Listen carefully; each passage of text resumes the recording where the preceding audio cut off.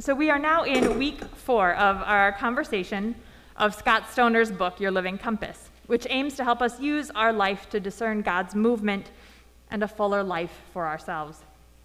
We have discussed our spirituality as a form of true north in this compass, our vocation and our organization and our body as guideposts. Today we come to think of our body and the way it handles stress. Now, most of the other areas we have talked about so far in the series have been ways to use our lives to discern how God is speaking to us, how to reflect on where God is calling you to simplify or to reorient yourself. This one, however, stress resilience, is more about learning how to get out of our own way so we can hear God clearly. Now, this section in Stoner's book covers a wealth of important topics: emotional reactivity as opposed to emotional responsibility. Between stimulus and response, he writes, there is a space. In that space is the power to choose our response. It covers the ways in which we sometimes find ourselves chasing storms, seeking them out, absorbing each other's emotions. It discusses the way 9 times out of 10, if a person or couple finds themselves in need of counseling or support, it is because of some unacknowledged major life change. He speaks of the way in which chemicals from one fight or flight incident, a bad driver on the road, a surprise comment from a friend, they can hijack us all day. My favorite, however, is the way Stoner explains how stress is really a cycle, a single life change, an incident that triggers us, a cycle we do not acknowledge until it is too late. So listen now to how this reading might be speaking to you. Nope, not quite yet. We're going to get there soon. Another way of putting it is this: being something of a bike nerd, I love to read about biking. One article I read warned that many riders lose valuable energy during times of peak exertion, the very minutes when they can least afford the loss. When pedaling up a steep hill, there is a tendency to tense your hands, your arms, and your upper body, to grab the handlebars with a fierce grip, tensing the upper body even though it drains energy from the lower body where it is needed the most. Now, if you consciously take time to relax your upper body on a steep hill, the climb becomes much more manageable. Another way of thinking of this is, perhaps you are familiar with the story of the boy and the frog. When frog meat was considered a delicacy, a young boy wanted to surprise his mother with a special dinner of a frog. Throwing a frog into a pot of boiling water, to his dismay, the frog jumped right back out of the water and hopped out the door. His mother's dear friend told him the secret. Place the frog into a pot of cool water and let it enjoy swimming around. Then gradually turn up the heat. Within a matter of minutes, the water will begin boiling, and the frog, not noticing the danger until it's too late, will die, and you will have a wonderful dinner for your mother. Will you pray with me? God, we feel the heat. We're feeling it, so please, in these moments, be in this meditation, these words I speak, and all of our thoughts, that we might instead focus our very selves on you. Amen.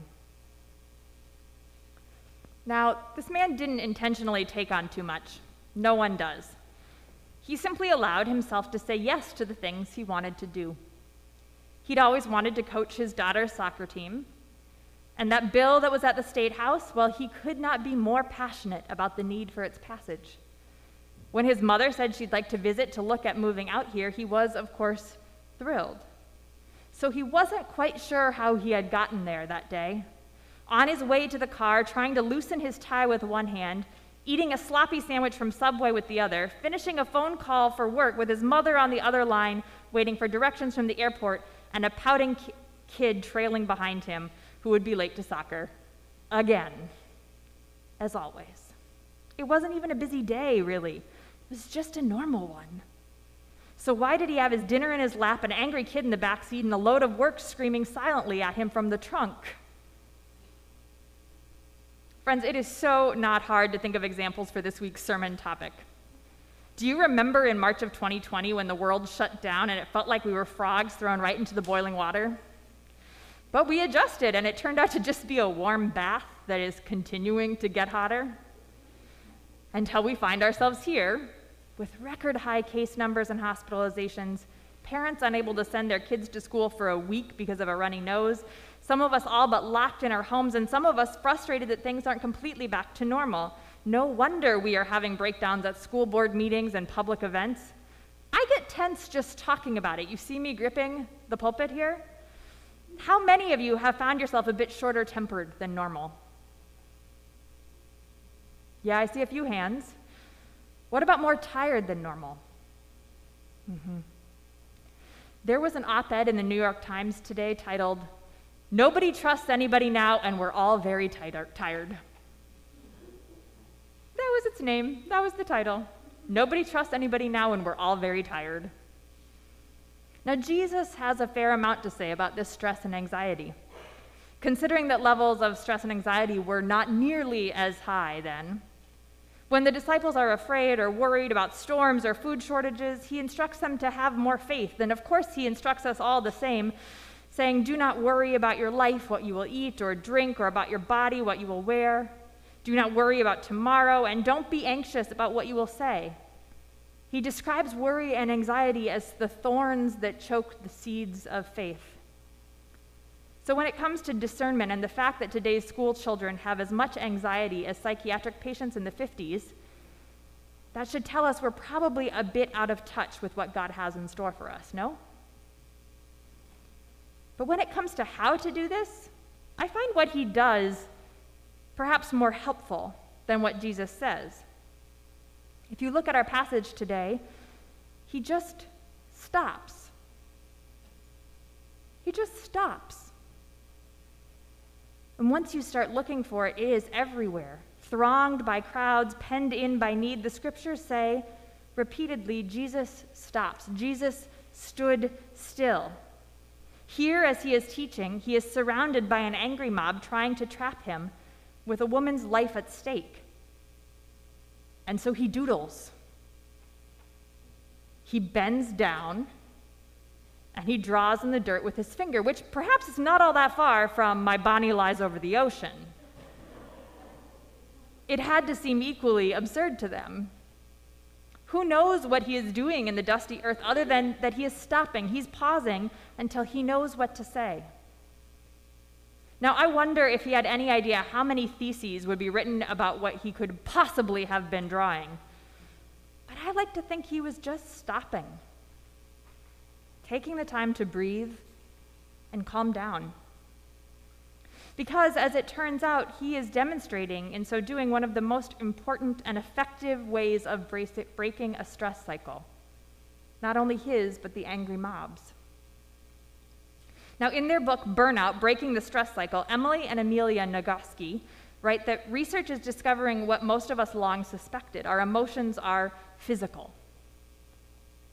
Just about every system in your body, they write, responds to the chemical and electrical cascade activated by emotion. Emotion is automatic, instantaneous, it happens everywhere, and it affects everything. Speaking to Brene Brown in an interview last year, they explained that emotions are cycles that happen in your body. They are neurological events, and when I say neurological, I mean not just happening in your brain, but your whole nervous system. The intelligence of your body extends to the top of your head to the tip of your toes and beyond your skin.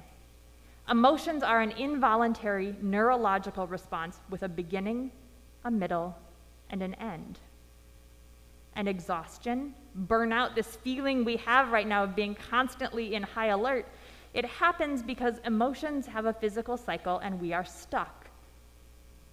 As they write, in short, emotions are tunnels. If you go all the way through them, you get to the light at the end.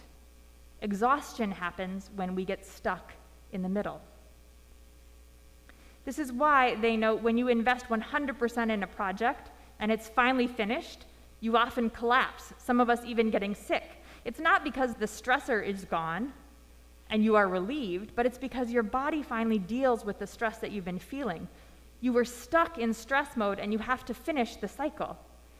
They write your body doesn't know that hitting submit means you've accomplished something.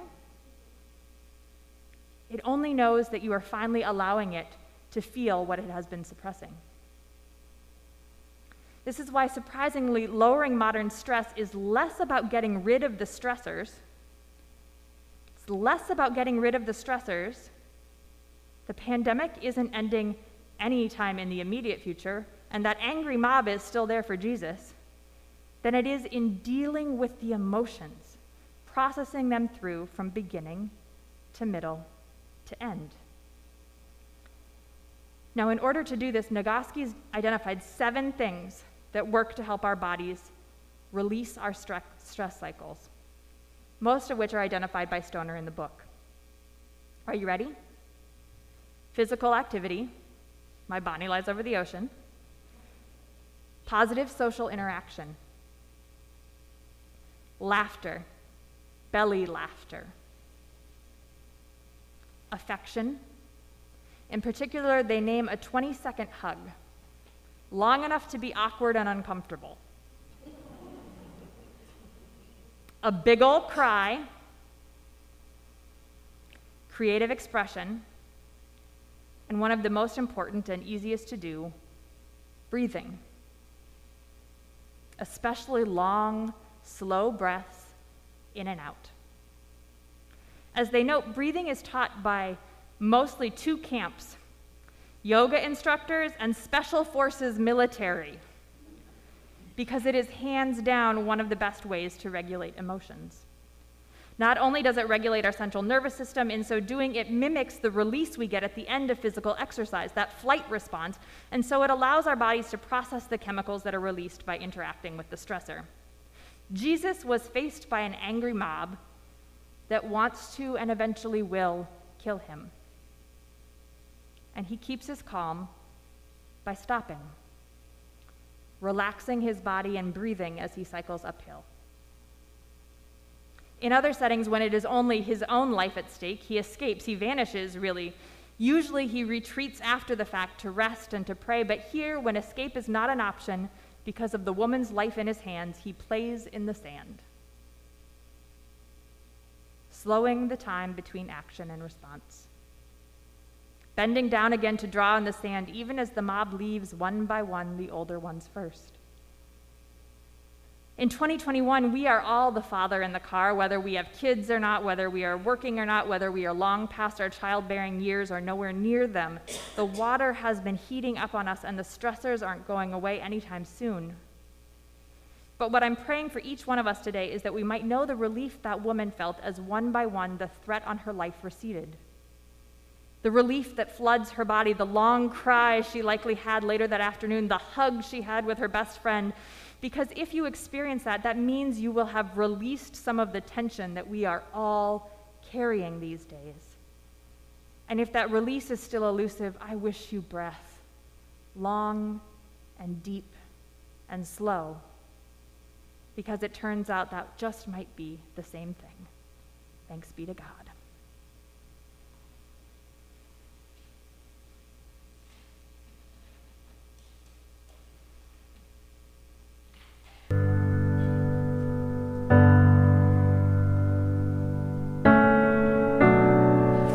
There have been some big moments of stress and worry and conflict in the 30 plus years I was in the school district.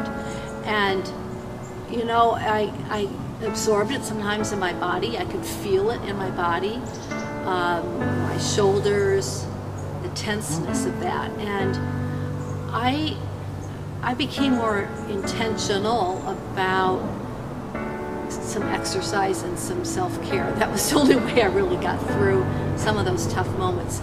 And I know students started to think I was crazy, but if they were really agitated, they'd come in and speak with me. I'd say, listen, we're going to take 10 seconds here, and we're each going to breathe 10 times. And they would look at me like I'm crazy. And, you know, we'd just sort of breathe, and it just was a moment to just try to find a little centeredness in the conversation that was going to have to proceed. Not that that made the conversation any easier, but it's all about your being in the moment and trying to really engage.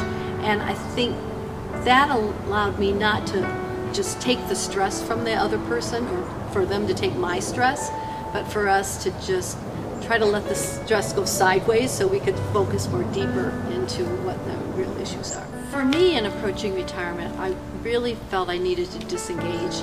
I'd had such an intense job and was so programmed for like 40 years total. I just wanted a completely different experience. So I had this opportunity to take an epic hike, 33 days of walking across Spain in what's called the Camino de Santiago. And what I really was looking for, I think, was a chance to reflect, not to dwell on the past, but I wanted to reflect so that the future could become more real and more interesting and more present. So I didn't have like the spiritual aha, but it was really more of an opening, I think, to the world. And that was really what I was after. And I could really feel in my body, I think I'd been stressed for many years because my shoulders were relaxed. I think I listened better. I laughed more. You know, you're just more present. So it's like a habit of being that you really are trying to embrace. And so that, I think, has become a bit of a mantra for me. So as you think about every day, you think about starting and living the day as fully as possible. So I think it's important to find those moments of whether it's levity or appreciation of others. And if you can end your day with knowing that some good things have happened, then it really makes all the difference.